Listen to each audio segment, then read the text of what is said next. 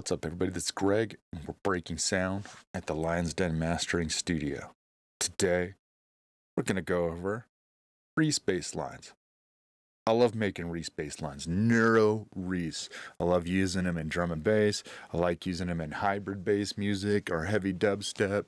Anything that's mean, Neuro Reeces, I love them.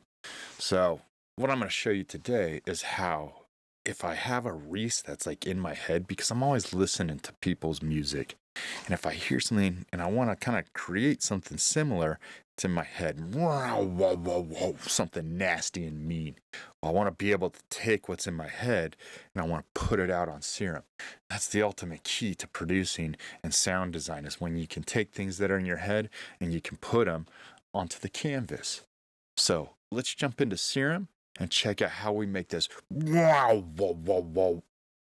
into a Serum patch. All right, so I've got Serum up here.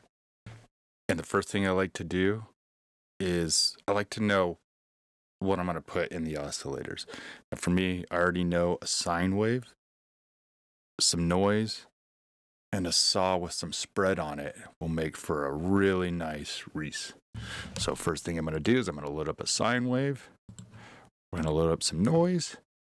We're going to get the saw, and we're going to turn the unison all the way up to 16.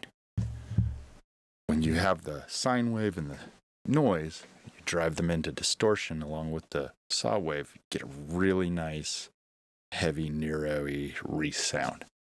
So the next step we have to do is we have to understand the shape of the LFO. Right?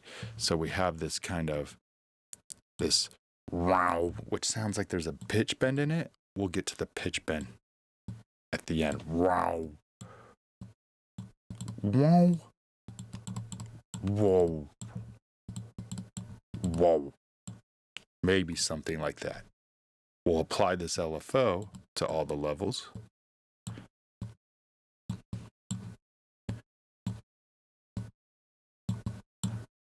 I want the sine wave and the noise to kind of be the dominant ones. But I have to really adjust the noise to taste, because if you add too much, it can create really unpleasant sound.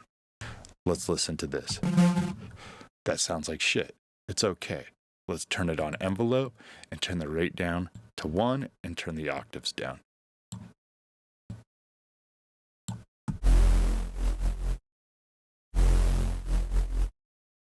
Wow. I think this needs to go up a little bit more. Wow. Cool. So I've got this kind of shape, and I may have to adjust it. I may have to make some adjustments, but at least the start of the shape. Now, to get really nice tones, what you need to do is you need to have some filtering driven into the distortion effects on Serum. So what we'll do is we'll find a good filter. The one I like to use are band passes, and what it does is it kind of cuts out the lows and it cuts out the highs, and it leaves the information in the middle.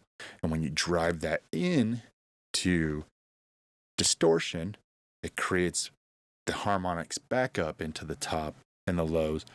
Therefore, you get like this really nasty sound. So let's check it out. We'll take the filtering, we'll go down to multi. I like to use bandpass peak or bandpass notch. Let's start with bandpass peak and see how that sounds. I want to kind of keep it up above like 150 hertz. So I'm going to have it so that this goes back and forth by clicking Shift and Alt.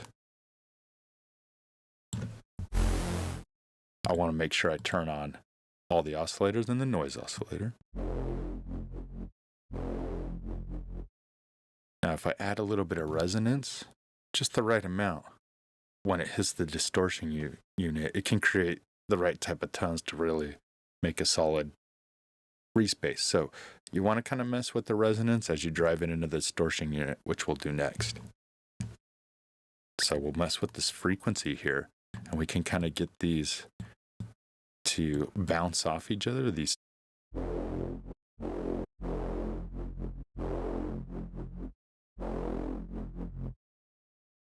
helps create a meaner formant sound. a little growly, but it's not because it's going to be neuro-y by the time we're done with it. Okay, let's go over to the FX chain. Let's hit this distortion on. I like to use diode. What we'll do is we'll drive the diode up, and then I like to turn the mix down and then slowly like bring the mix in so I can hear how much distortion, because this diode 1 is really, really heavy.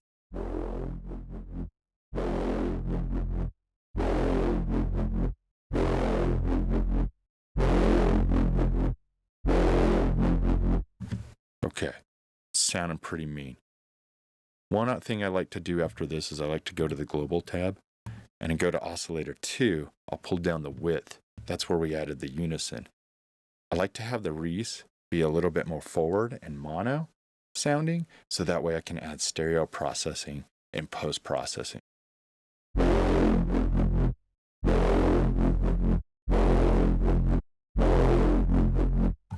Doesn't need to be completely mono, just needs to be a little bit, just kind of bring it back to the center. Okay, now from here, I might want to add the bend to my sound now, just so I can hear what it sounds like. That wow, that bend, wow, wow, wow, wow, right? So we'll go to the global tab. From here, actually we'll go to the matrix tab. From here, we're going to take LFO2, and we're going to route it to the global tab, master tune. Now, what I want to type here is 24 ST. And I want to make sure that this is going bidirectional. It's going back and forth below 0. So it's going to go above 0 in semitones or pitch, and it's going to go below 0. So between here and here, let's go to LFO2. We'll draw a line all the way. I'm going to hold Shift and Alt, and it'll lock on. Now, from here to here, it's going to be 12 semitone. From here to here, it's going to be 24 or negative 12 semitones. This means it's 24 full semitones, with 0 being the middle. So I know it can go up basically 1 octave, and it can go down 1 octave. Now, if I just had this going one direction, the difference between would be down here would be 0, and up here would be either positive 24 or negative 24, depending on which direction you're going. All right, so I know that this LFO, that the womp are not bending in pitch, but that this wow is the one that's doing it. So my shift, my bend is only going to be from here to here. What I also want to do is I want to make sure that this is the exact same length and that this is turned on to envelope. So now what we have is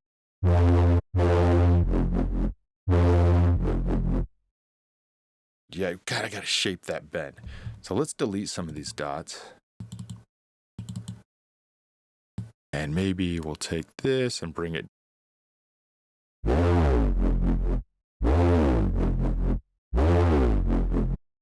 And from here, it's just experimenting.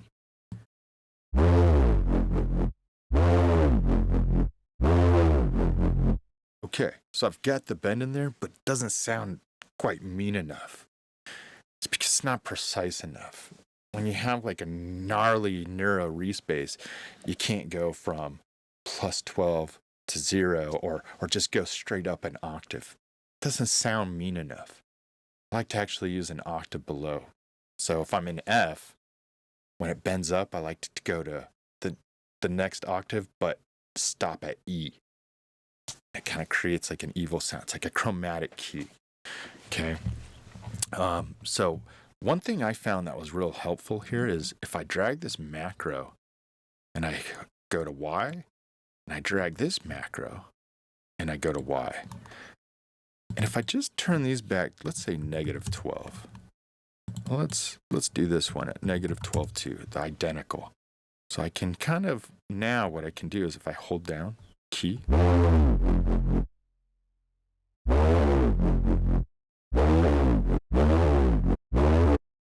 so we've got a little bit of an issue right here, and we'll have to just kind of figure out exactly.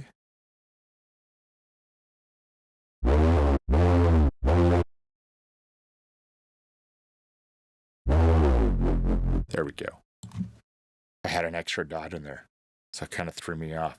Just click around, see if you could delete something. You might have to redo the LFO, the macro. We figure it out. Okay, so there's the original sound. Now if I just pull this up.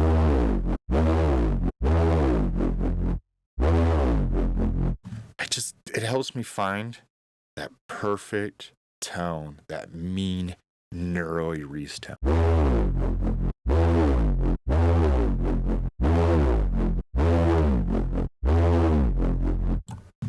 Perfect. I think it's like right there, and we can adjust it later down the line. Let's add more effects. My next thing I like to add is the phaser. This kind of just is like an instant EQ for warm and more like upper mids. So what I'll do is I'll turn down the depth, I'll turn down the frequency, and I'll turn down the feedback, and I'll turn down the rate.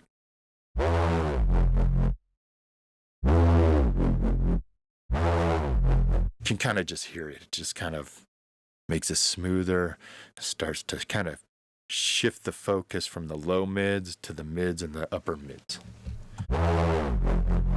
From here, I like to add some OTT compression.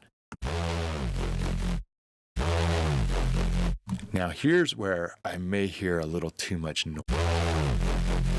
I'm just hearing slight noise in there. So what I want to do is go back to my LFO1. I just want to turn this.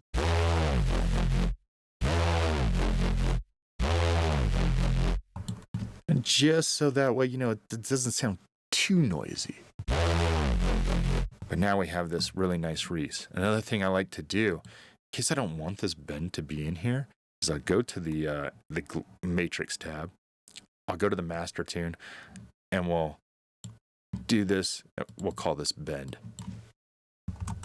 by assigning it to macro 2. Let's call this one pitch bend. Name them something more creative than I just did.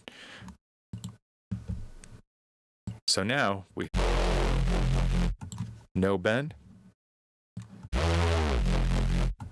Cool. It's kind of there. It's kind of almost on there. Wow, wow, wow, wow. Right? And this is straight out of Serum. So it's real nice. Let's just add a little bit of EQ for some flavor. I like to maybe throw a little bit of a notch filter in there. We'll throw LFO1 on it.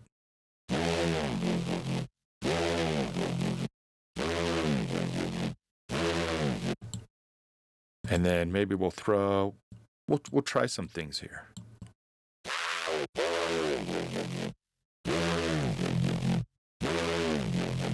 So now we've lost our subtone. That's okay. What we could do is we could just go to the sub. We could turn it on and hit direct out. We'll throw the LFO on it as well, so it's moving with the Reece.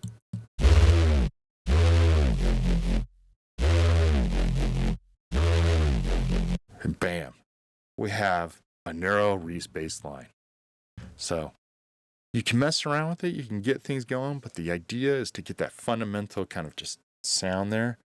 Now we can add post-processing or whatever else we want. We've got a pretty solid Reece line straight out of Serum. My name's Greg. You're breaking sound at the Lionsden Mastering Studio. This was Reece Tutorials. Peace out.